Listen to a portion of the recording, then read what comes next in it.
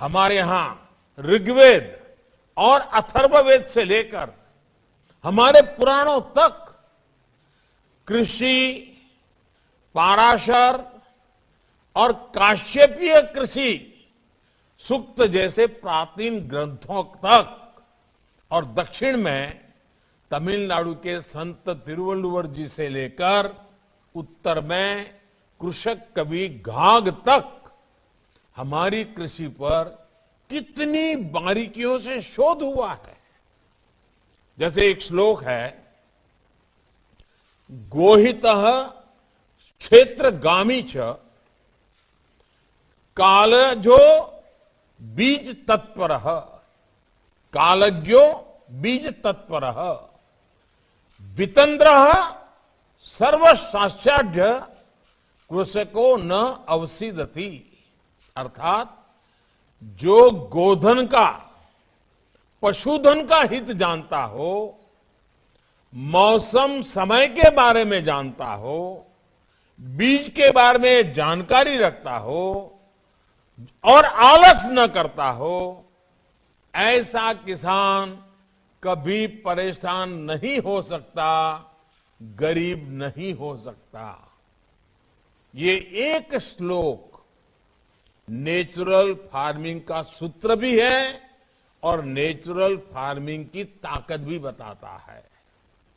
इसमें जितनी भी संसाधनों का जिक्र है सारे प्राकृतिक रूप से उपलब्ध हैं। इसी तरह कैसे मिट्टी को उर्वरा बनाएं, कब कौन सी फसल में पानी लगाएं, कैसे पानी बचाएं, इसके कितने ही सूत्र दिए गए हैं।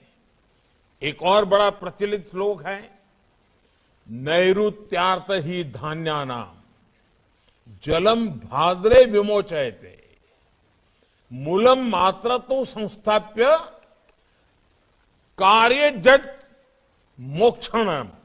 यानी फसल को बीमारी से बचाकर पुष्ट करने के लिए भादों के महीने में पानी को निकाल देना चाहिए।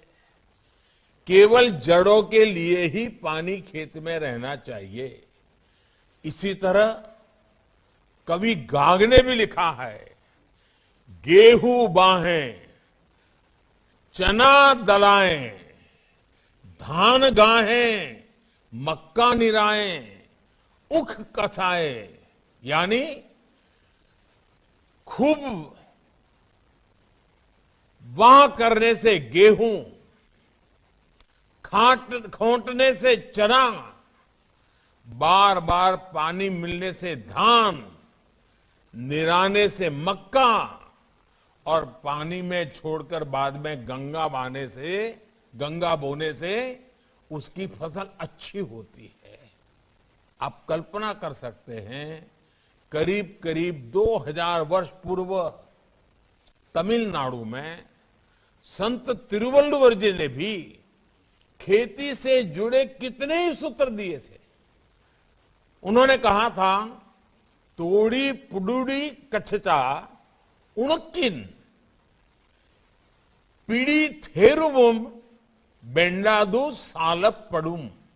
अर्थात if the land is dried so as to reduce 1 ounce of earth to quarter, it will grow plentifully even without a handful of manure. साथियों, कृषि से जुड़े हमारे इस प्राचीन ज्ञान को हमें न सिर्फ फिर से सीखने की जरूरत है, बल्कि उसे आधुनिक समय के हिसाब में तराशने की भी जरूरत है। इस दिशा में हमें नए सिरे से शोध करने होंगे, प्राचीन ज्ञान को आधुनिक वैज्ञानिक फ्रेम में डालना होगा। इस दिशा में हमारे आईसीएआर जैसी संस्थानों की, कृषि विज्ञान केंद्रों, कृषि विश्वविद्यालयों की भूमिका बहुत बड़ी हो सकती है। हमें जानकारियों को केवल रिसर्च पेपर्स और थियरीज तक ही सीमित नहीं रखना है, हमें उसे एक प्रैक्टिकल सक्सेस से बदलना होगा। लैब टू लैंड, यही हमारी यात्रा होगी। इसकी शुरुआत भी हमारे ये संस्थान कर सकते हैं। आप ये संकल्प ले सकते हैं कि आप नेचुरल फार्मिंग को, प्राकृतिक खेती को ज्यादा से ज्यादा किसानों तक ले जाएंगे। आप जब ये करके दिखाएंगे कि ये सफलता के साथ संभव है, तो सामान्य मानवी भी इससे जल्द से जल्द जुड़ेंगे।